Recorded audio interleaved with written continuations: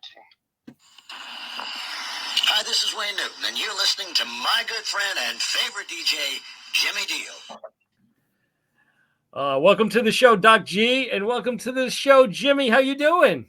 I'm doing just great. How are you doing, Jim? I'm doing fantastic. So great to have you with us tonight. I'm a very big fan of the Brooklyn Bridge and of yourself and, of course, of Johnny Maestro, so it's an honor to have you with us. Well, thank you so much. It's great to be here. Now, of course, you're a Long Island guy, right? You went to St. John's University. You're a founding member of the Brooklyn Bridge. You were the bass guitarist and also vocalist. Tell us how you got started in the business.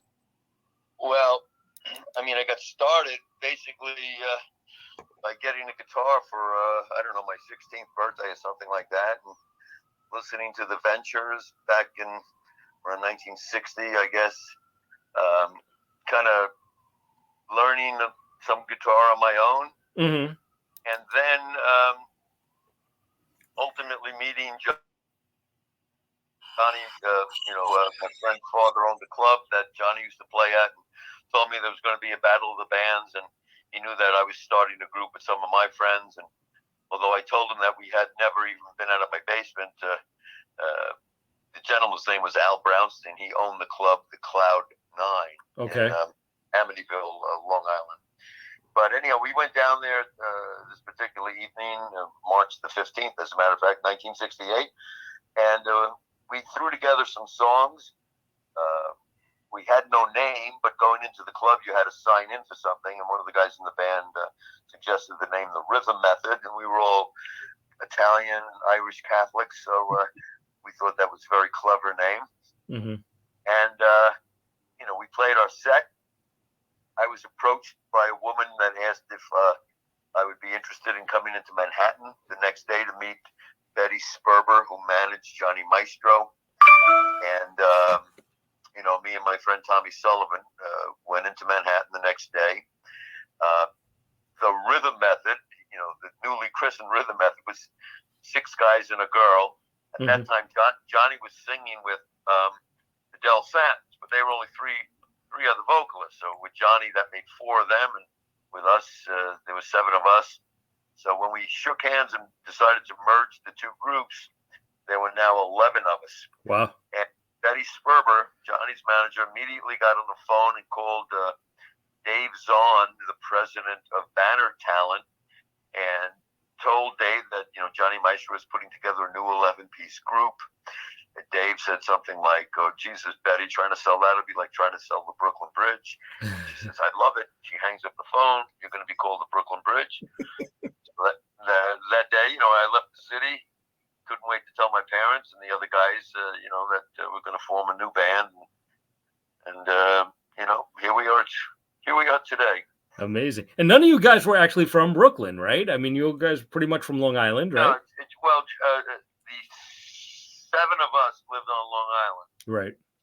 6 of us came out of Hicksville High School. And Richie, our guitarist, was from Valley Stream. Okay. Long Island. Johnny, originally was from Lower East Side, the Al Brown Projects, where he kind of, right. I don't know where he grew up, because I know he moved to Staten Island, but Les and Freddie also lived in the city. So no, we're not called the Brooklyn Bridge because guys all came from Brooklyn. Right, exactly. Yeah, I know Johnny, when he first started, he did a lot of street corner singing, right, and probably in Manhattan. Yes, it was in Manhattan, because Johnny lived on the other side of the Brooklyn Bridge, lower, I guess it would be the Lower East Side. Right. Les and Freddie lived a little bit more uptown, but again, you'd be talking 1957, 58, maybe 56, actually. The Crest started, their first record, Sweetest One and My Juanita, came out in 1957. Right. Les and Freddie around that time, the Del Satins had formed the Del Satins, and I guess around 1960, when Dion left the Belmonts, he employed the Del Satins on records like The Wanderer, Run Around Sue, Ruby Baby, Drip Drop.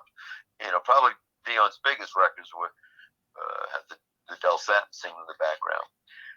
Johnny, of course, 57 came out with My Juanita and Sweetest One, and then 16 Candles came out in 58 and kind of peaked in early 1959.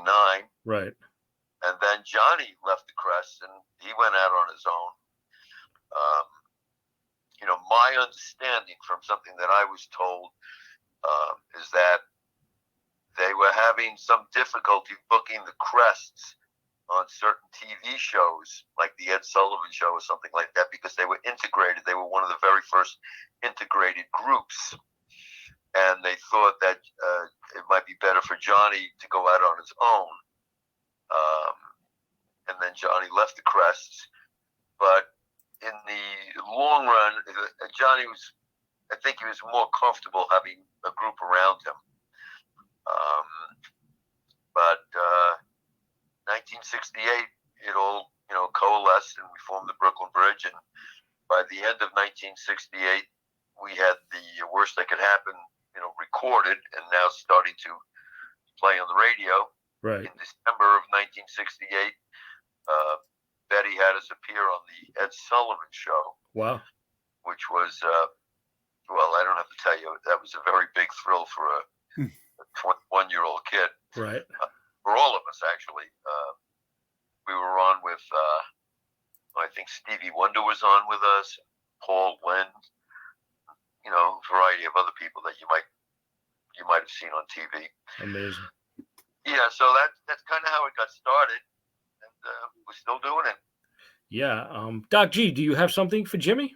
Well, yeah, I mean, outside working with Johnny Maestro, I mean, incredible, right? Just, what a kind of person was he to work with, Jimmy, as far as a professional musician and personal life? Well, excuse me. Johnny was a consummate professional. A lot of people misread him because he was very quiet. So off stage, he was not the life of the party type of guy. Mm-hmm. Certainly engaging. I mean, if you engaged him in conversation, Johnny was smart, but he did not play the rock and roll star, part at all. He was pretty self-assured. Some respects, a little bit shy and reticent, but when Johnny stepped on stage, he was the consummate professional. I could tell you that Johnny died 12 years ago. So let's say for 40 years that we were together as the Brooklyn Bridge with Johnny alive, we really had no blowouts at all. Right. I mean, that's incredible for the.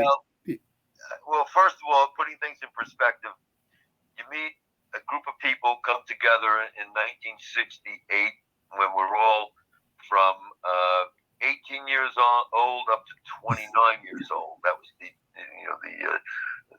spectrum of age. And then people started to get married, and then people, within the band started to have children, and now we all have grandchildren that are, we all grew up together is what I'm trying to say. Oh, yeah. Close-knit family, even though, guys have passed away, we still communicate with their widows, So it's a good family, all in all.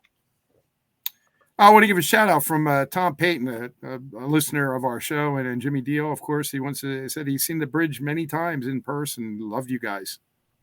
Well, thank you very much, Tom. I appreciate it.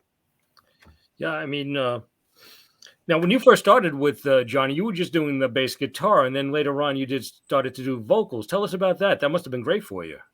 Well, yes, it was fun. Look, when we formed the Brooklyn Bridge, you're talking about a garage band collaborating with one of the finest voices that I've ever come in touch with. Mm-hmm. A real singer.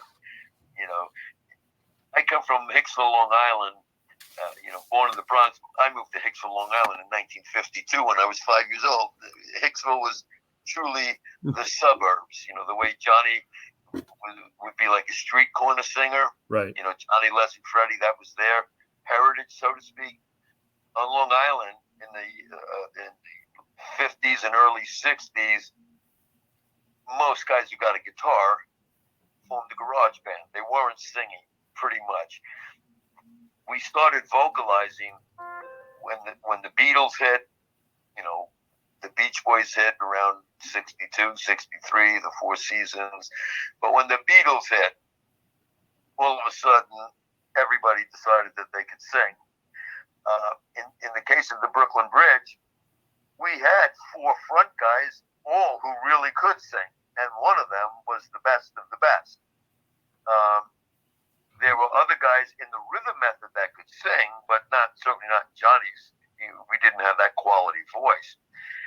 However, after The Worst That Can Happen charted, Buddha Records wanted an album, and we had to get that album in a certain period of time. You know, there was a deadline, and whereas normally when we worked out a song, Johnny would usually do the vocals, Tommy Sullivan would usually arrange the horns, and me and Richie Masiosi would pretty much arrange the rhythm section. You know, I used to show our drummer, you know, ideas, you know, what to play and things like that. However, I was tasked with putting together an arrangement for the song "Blessed Is the Rain." Now, I was a major, Brian Wilson was a major influence on me. The Beach Boys were a major influence on me early on. You know, in the early 60s, I just loved the sound of their voices. I didn't know that much about harmonizing, but I started to take apart Beach Boy records, you know, note for note. So when we did Blessed Is the Rain, I arranged the vocals on that, and I orchestrated it with many vocal parts so that Johnny, Les, and Freddie, you know, did their oohs and ahs, and Johnny sang the lead. But I also added 3 other parts so that myself, Tommy Sullivan, and Joe Rubio got to sing, particularly on the ending of the song. There's kind of like a chorale type of thing going on. And, you know, so now we needed 7 voices. So there were times where in the early days, the early Brooklyn Bridge, we covered songs like Good Vibrations, where 7 of us sang. Mm-hmm. You know, as time went on and guys left the group, like Mike Gregorio left the band, in the early 1970s, we went down to 5 pieces from 11. Wow. So Johnny went back on the bass guitar. I went to lead guitar. Freddie picked up a guitar. Les, we bought a Mellotron. I don't know if you know what a Mellotron is, but the Moody Blues introduced the Mellotron. Mm-hmm. It was a keyboard instrument that had tapes, literally tapes of instruments. It was kind of prehistoric by today's standards. But in any event, now I became part of the vocal triad. If we were singing a 3-note chord, you had Les, Freddie, and myself. And then, of course, Johnny singing lead. If we did something in an ensemble fashion, then I would end up singing the bass part or the falsetto part. But as the years went on, you know, that format, that configuration evolved. And, you know, now I, along with Joe Rubio and John Williams, we're singing, and our keyboard player, Marty D'Amico. Marty sings also. Our lead singer is now Joe Esposito. And that's kind of the format that we have, you know, as the band exists today. You know, of course, we lost Johnny, we lost Freddie, and we lost Les over the Right. So, but, you know, I digressed a little bit from your original question. Johnny was just fine working with Johnny. You know, there was no question about if push came to shove, you know, Johnny was the leader. So it wasn't a whole band of egomaniacs. You know, I mean, you knew that this guy was the oldest. He had the most history as far as, you know, professionally. The Crest had success, you know, long before the Brooklyn Bridge ever existed. And Johnny silently commanded respect. And by that I mean you knew that this guy was the real deal. So what's the point of trying to persuade him to do something that you knew he was probably right in the first place? So I was very fortunate to be at the right place at the right time back in 1968. I wanted to ask you, Jimmy, about real quick before Jimmy asks you another question. I wanted to ask you about the horn parts and Worst That Could Happen. Who thought of that? Was awesome, because who would have thought they'd put a wedding sound with horns in that? I thought that was great. I really did. I'll tell you, that happened. The Worst That Could Happen was recorded by the Fifth Dimension. All right, that came from Didn't know that. the Magic Garden album. Jimmy Webb had composed all of the music for that album, and he had done Up, Up and Away on the previous Fifth Dimension album, and a whole bunch of, he wrote a whole bunch of things for the Fifth Dimension. On the Fifth Dimension's version of The Worst That Could Happen, the song ended, but it's the worst that could happen. Mm-hmm. And then you heard like a Hammond organ kind of just drift off on a fade out with the wedding march melody. Da, da, da, da, da, da, just fade out on you.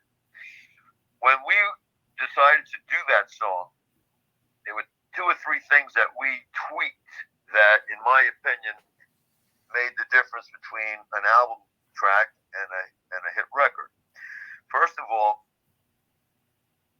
taking that little wedding march on a fade out and making it a hook, the horns playing it and harmonizing on it, the drums with the big ba ba ba da da da, and the bass hitting a zoom. That ending kind of was as much of a hook as almost any other part of the song, whereas the Fifth Dimension didn't have that at all. They just faded it out with a slight hint of the wedding march. Girl, I heard you're getting married, so by the end of the song, she gets married and the guy's brokenhearted, whatever. Right. Also, when we were recording Johnny's part, originally Billy Davis sang, Billy Davis sang the song beautifully, but for whatever reason, when he got to the phrase, a woman like you needs a house and a home, baby, if he really loves you more than me, melodically that part, it ascends melodically, da da da da da da da da da da da. If he should, Billy Davis sang that note in falsetto, and it was very anticlimactic. That's the way we heard it, though, so that's the way Johnny was singing it.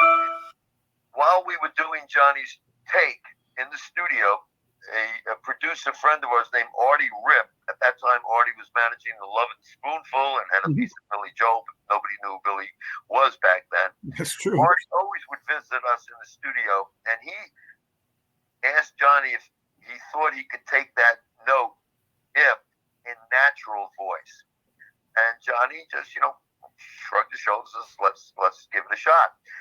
And we lowered the lights in the studio, and Johnny went in the vocal booth and lowered his lights too.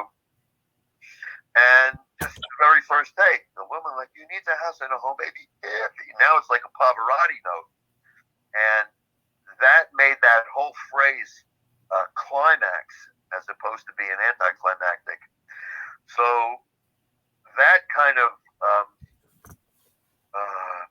it showcased the magnificence of a voice like that, Johnny Maestro. Most people didn't know he wasn't Johnny Maestro in the Brooklyn Bridge when we recorded that. It was just the Brooklyn Bridge. So unless you had a good ear for music, I know there was one fellow that approached us years later that said he knew it was Johnny Maestro the minute he heard, that song, but he recognized the timbre of Johnny's voice from the Crest days. But upon listening to The Worst That Could Happen, if you didn't know anything about, our history or Johnny's history, you still would know that who's ever singing the lead on this has got a nice pair of pipes and very good quality and great intonation and everything else. And on top of that, we had the horn lick at the end, capitalizing on that wedding march, as opposed to just making it a non-event. So Tommy Sullivan usually took care of the horns. As to who thought, hey, we should do that line with the horns, I don't really recall. That might have been Tommy, might have been Johnny, might have been any one of us. But all of those things coming together, coalescing, I think were a good recipe for a hit record.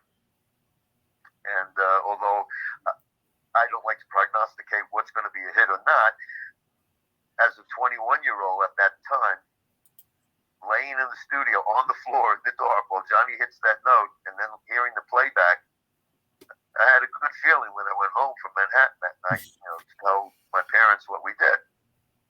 It was, and I do remember a couple of weeks later complaining to our management about something, and one of the people in the office saying, "Shut up! You know what number your record is this week on WMCA? It's number 1." So that was like, what? So now I'm on the phone again, calling everybody. You got to listen to WMCA tonight. Wow. Very, very fond memories. Wow. Awesome. By 1972, you guys sold what, 10 million records? Oh, it might have been 10 trillion. I'm not really sure. Something like that. Yeah. That's amazing. That is freaking amazing. Yeah.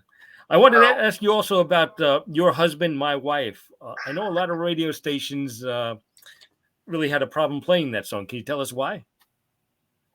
Well, I think it was suggestive. Yeah. Again, we were kids. That song was presented to us by a woman who was my age. She was only about 21 years old. Tony Wine wrote wrote Your Husband and My Wife. Oh, did she? Wow. Yeah. Now, when we recorded it, it started to go up the charts, and then all of a sudden, it was pulled off the airwaves. Live, when I tell the story live, put it in context. Now, this is a true story. When we were mixing the Your Husband and My Wife, it was just Johnny and I on this particular song.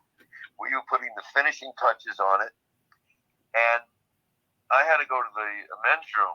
And as I passed the next studio, Eddie Kramer, who engineered some of our things, signaled to me that he wanted me to come in and listen to something. Now, Eddie Kramer, I don't know how big he was back then, but if you Wikipedia or Google Eddie Kramer, you'll see he's got quite a history, with Led Zeppelin and just a whole bunch of groups as a producer and an engineer. Eddie calls me in. He says, I'd like you to hear something. I said, what do you got? He goes, this is going to be the opening track on the new Led Zeppelin album. Now, we're talking maybe, I don't know, October of 1969. When the Brooklyn Bridge first formed in 68, we worked with the Yardbirds with Jimmy Page on Long Island. Mm-hmm. And around January, when we were down in Florida, I remember overhearing two guys in a boutique talking about this band where the lead singer didn't even need a microphone. And they were talking about they had just seen Led Zeppelin play in a nightclub, the night before. So Led Zeppelin 1 came out, I think, early 1969, and that album made a major impact on all of the members of the Brooklyn Bridge in terms of just putting headsets on after a concert and listening to an album and really getting off on it. So anyhow, Eddie says this is going to be the opening track on the new Led Zeppelin album. I sit down, it's just me and him in a little studio, the engineer's booth.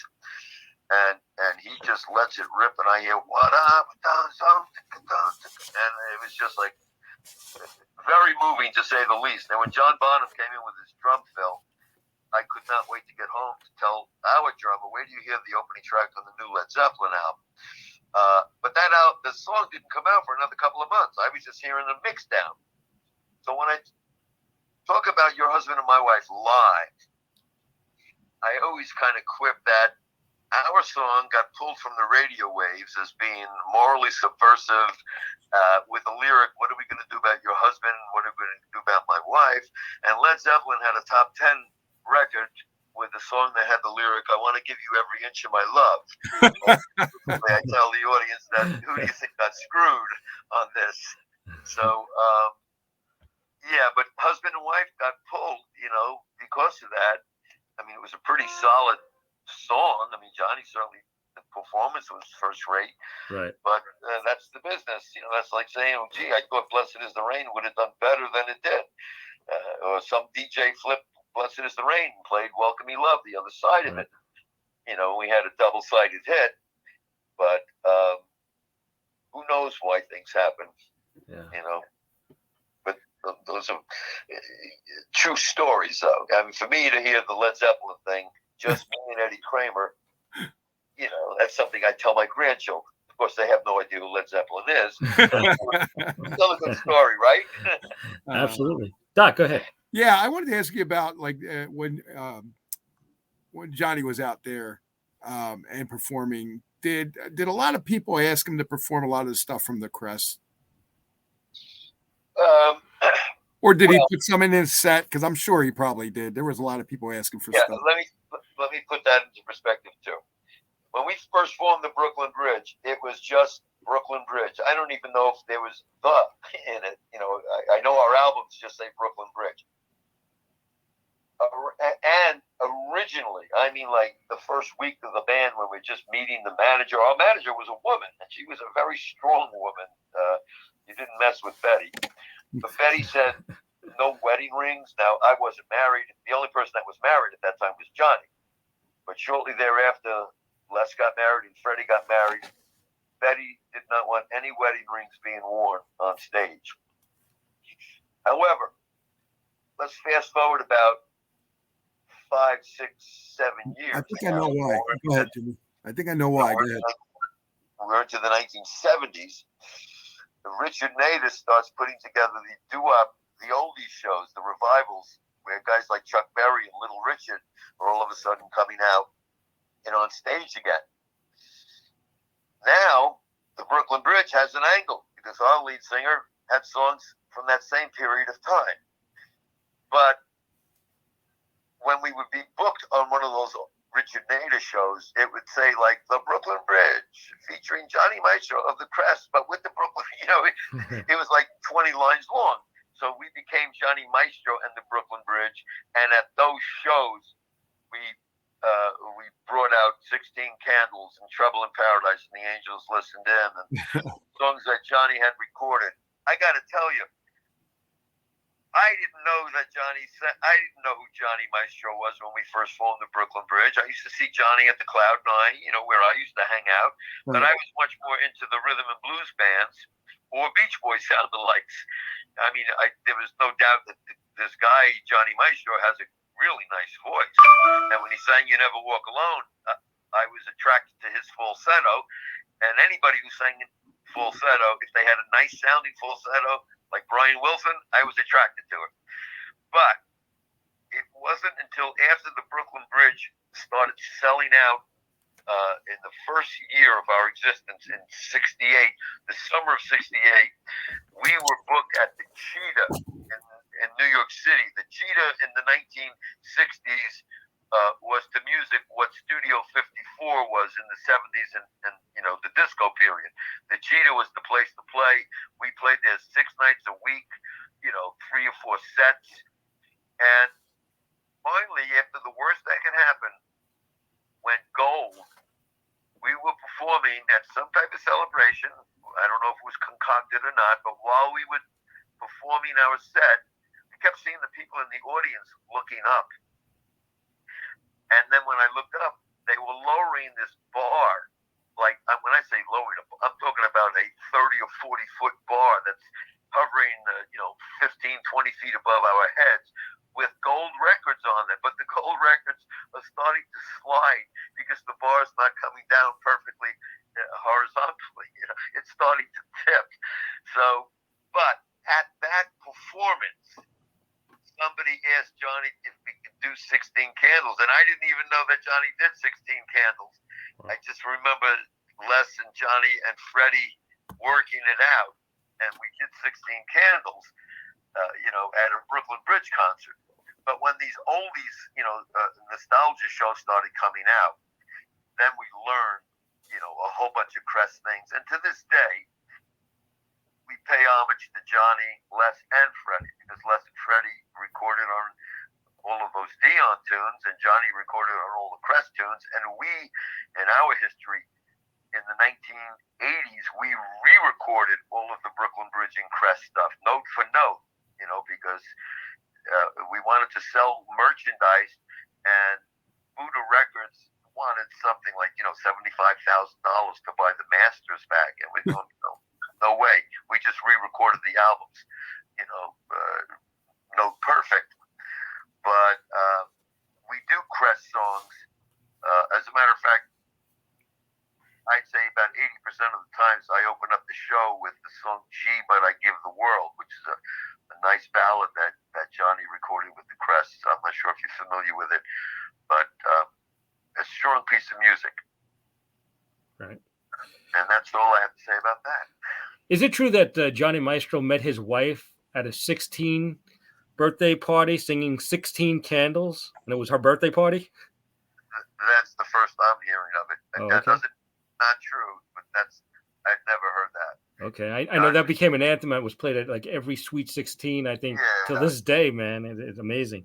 Yeah, Johnny's first wife, Alma Jean, was, I know, from Harrisburg, Pennsylvania, and I'm not sure how Johnny met Alma. Next time I see Johnny's children, I'm going to ask them. But Alma passed away, and and Johnny subsequently, married Grace. Grace, right? So we also have a question from our friend Tom. Tony Romeo, a prolific songwriter, did he write "Blessed Is the Rain" and "Welcome Me Love"? And "Welcome Me Love." Okay, there you go. Yes. Yeah, he wrote. Tony, when we first got a record deal, Betty Sperber, I don't know if it was Betty or Buddha Records, connected us with Wes Farrell. Wes Farrell was a producer. He had done the McCoys, Hang On Sloopy, and the Partridge Family he was doing currently. And I think Tony Romeo was writing, songs for the Partridge Family. Oh, wow. And that might have morphed into the Cowsills also. Mm-hmm. I'm not sure if Tony wrote Indian Lake or one of those songs. But, yeah, Tony was always present when we recorded in the early days. Wow. He had like a straw hat. He was a good guy. Sadly, like everybody has passed away from those sessions. Amazing. Wes passed, Tony passed, Johnny, Les, and Freddie passed. Wow. But you and I are still here. Yeah. I wanted to ask you also about, I know in the later days, Johnny had a wedding band. Were you part of that at all? Funny you should ask. No.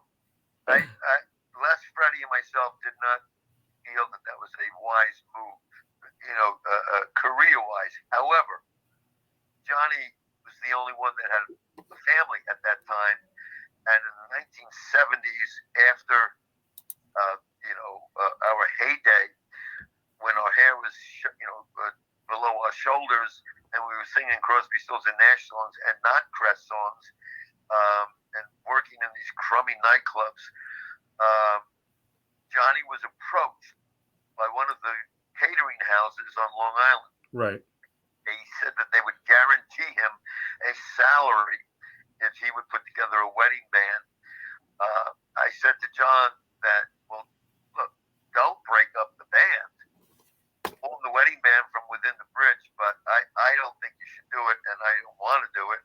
And Les and Freddie similarly agreed. But our drummer, our keyboard player, and Johnny Farina of Santo and Johnny, Johnny and Farina and Johnny Maestro were very dear friends, right? The best of friends. They formed Johnny Maestro and Friends or something like that. Wow. But after 6-7 months, we couldn't go on the road anymore because we'd always have to be home for a weekend. Me and Johnny singing with like tortoiseshell glasses, reading from a book, playing the bass guitar, singing the lead. As incredible as he was doing it,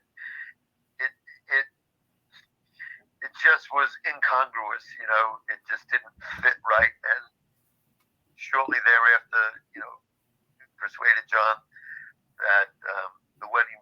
not a good way to go. Yeah. And we started getting more bookings on top of that. I mean, if you're starving, you got to do what you got to do for your family. But the nostalgia gigs, unlike many of the other acts, Johnny maintained his chops till the day he died. Mm-hmm. You know, when we sang The Worst That Can Happen is 16 Candles or You Never Walk Alone, you know, you knew that you were in the presence of a real singer.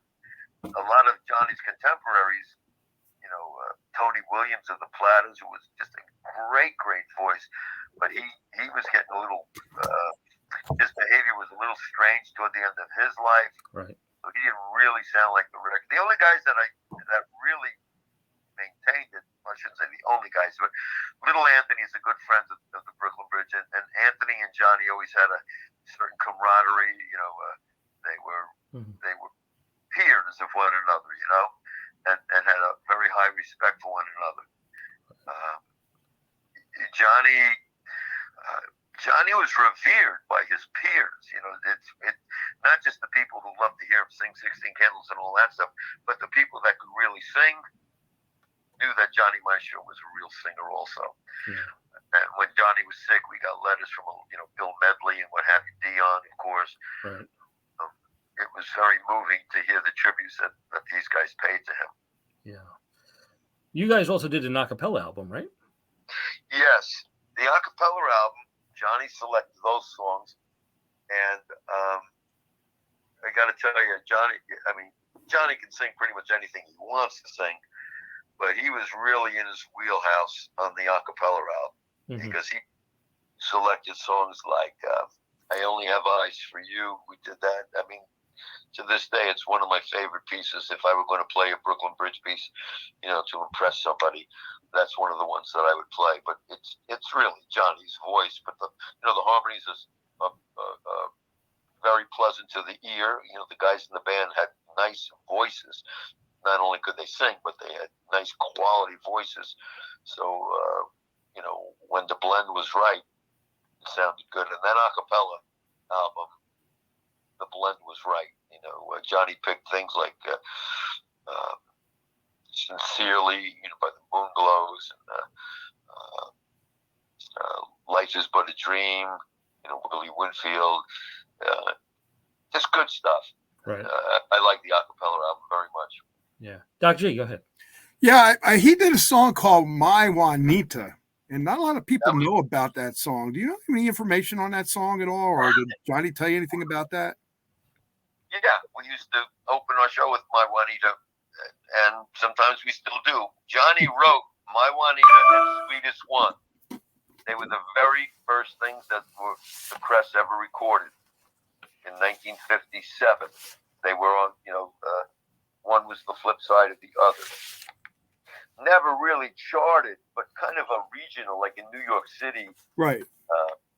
Like, for example, how coincident is this that Les Cauchy and Freddie Farrar and the Del Satins, the first song that they learned was My Juanita.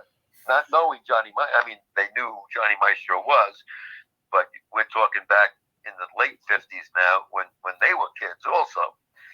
But here My Juanita is the first song that they learned to sing as the Del Satins.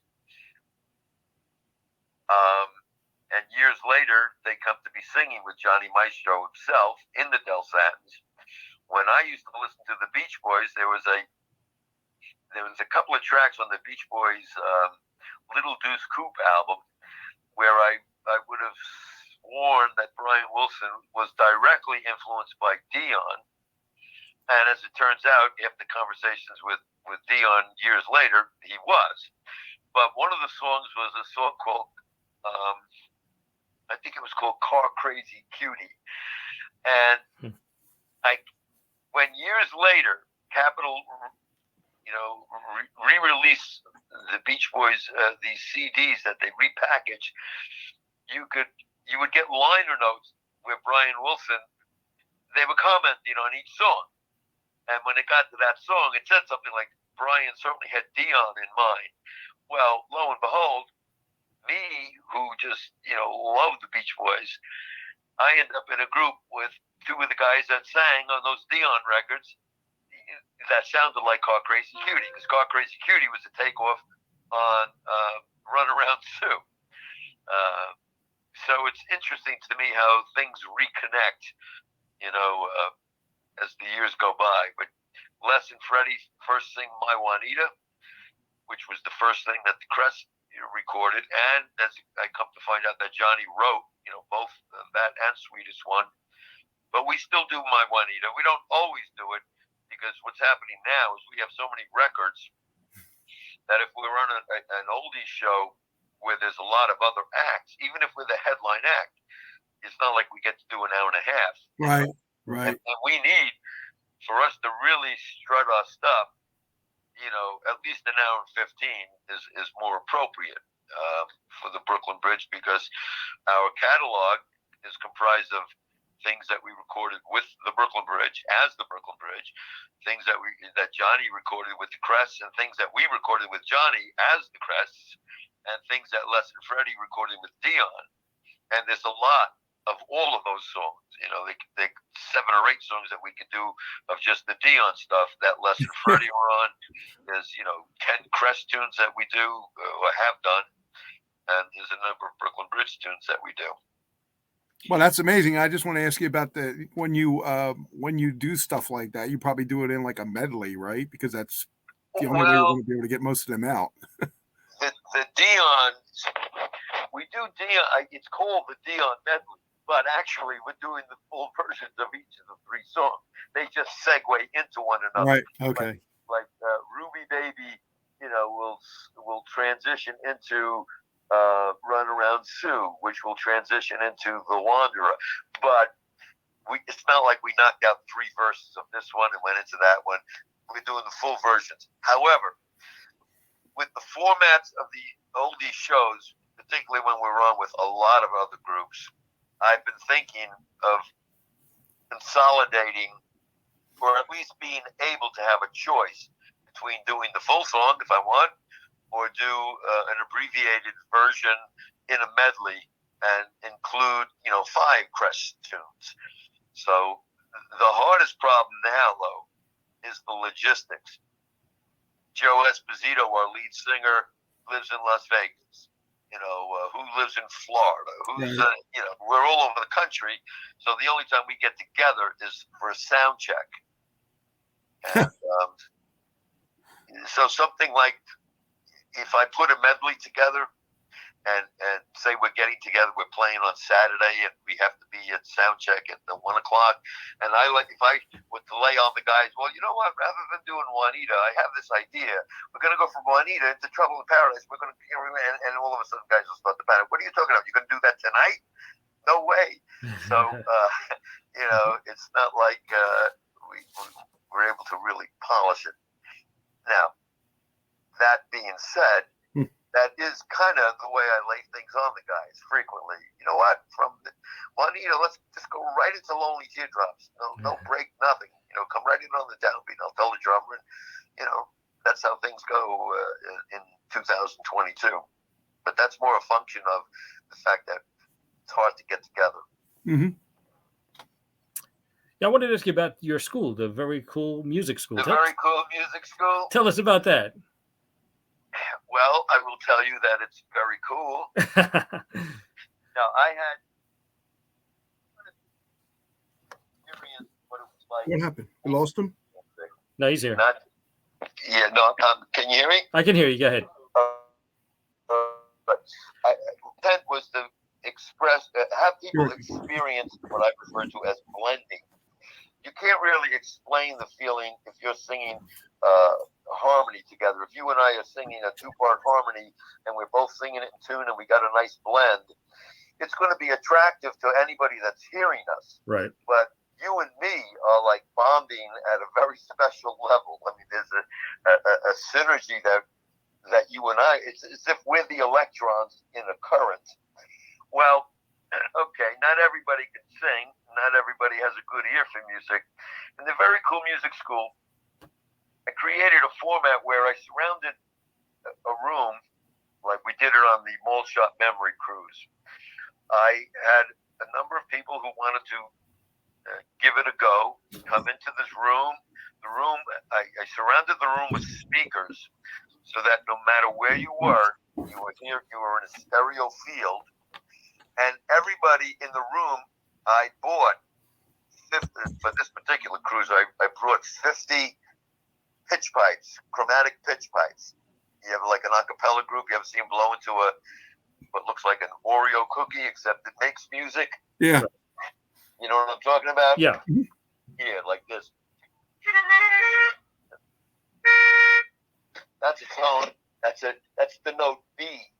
So if I gave you a pitch pipe and put you on a B, and the pitch pipes that I would get would come with a pitch selector, so that if I put your pitch pipe on B and you blew into that white mouthpiece, you're getting the note B.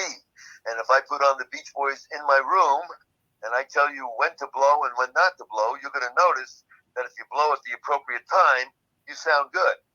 If I get 50 of you doing that, it kind of has the sound of a reed section, like, you know, the sound of the Duprees, you know, with the clarinets. And well, what I do is I arrange a playlist, and I arrange the playlist in by key. So on the Mall Shop Memory Cruise, for example, I put half the room on the note A and the other half on the note B, and those two notes give me a lot of latitude for whatever song I play in the key of A. An A or a B with like 99% probability is going to be in any one of the chords in a song in the key of A. Now, I don't expect you to, you know, if you're not a musician or anything, you don't need to absorb this. But the Very Cool Music School affords people the ability to feel what it's like to be the band, not just to hear it. And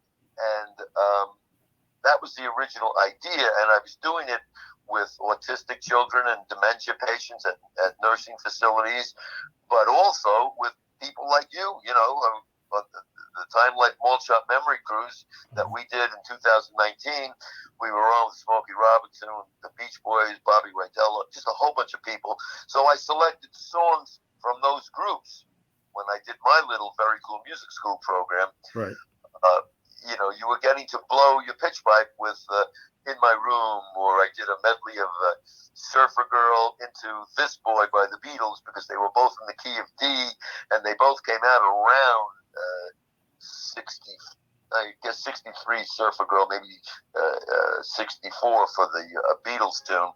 But the bottom line is, I would tell a little story about why I'm doing this, and I told the audience, when I sweep my arm, I want you to blow a long tone. As long as I'm sweeping my arm across my chest, that's how long you blow. If I don't want you to blow, I put my hand above my head. If I want you to blow a short tone, I jab like a boxer. And I establish the language to conduct them. But, I mean, I do the same program with 4-year-old preschoolers, and they are just as good as the 70-year-old, you know, doo-woppers or 8-year-old doo-woppers.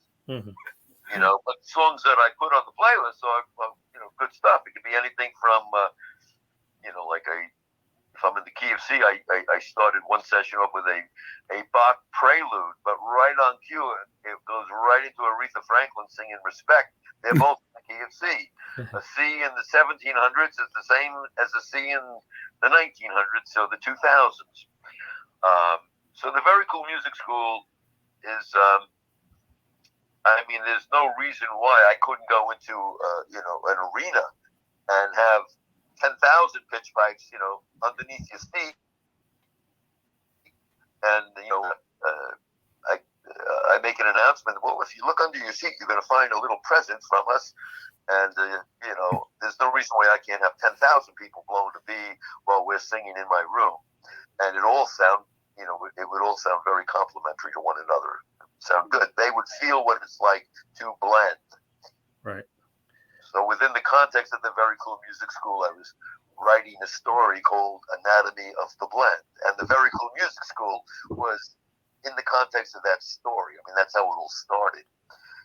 But, you know, it's a corporation that I have. And this year we're doing the Mozart Memory Cruise, as a matter of fact, with Dion. And Nice. but they did ask, do I want to do the Very Cool Music School again? And absolutely. Wow. Sounds great. Out of all the great songs you guys did, do you have a personal favorite to perform? Oh, that's hard, Jimmy. That's hard to say. Of Brooklyn Bridge, or just... I would say Brooklyn Bridge. Oh, boy. I know that's a tough one. I know. I guess Blessed is the Rain. The worst that could happen, I like playing the bass on that. The worst that could happen, I like playing the bass on Your Husband, My Wife. Okay. But in terms of singing, probably Blessed is the Rain. Nice. Doc, any final thoughts for Jimmy? Yeah, I wanted to, well, before we ask you to go, we're going to ask you to do a sweeper for us if you can for the station and, of course, Jimmy. But I wanted to ask you another question really quick. Not to ask me that quick because I have to go, as a matter of fact. What a coincidence. Anyhow, you'll have to say that on the radio? Yeah. Okay. Yeah, all you just have to say is who you are, from where you're from, but Brooklyn Bridge or whatever, and just say you're listening to Jimmy Deal Show on Hamilton Radio. All right. Ready to go? Go ahead. Whenever you're ready, Jimmy. This is Jimmy Rosica on the Brooklyn Bridge, listening to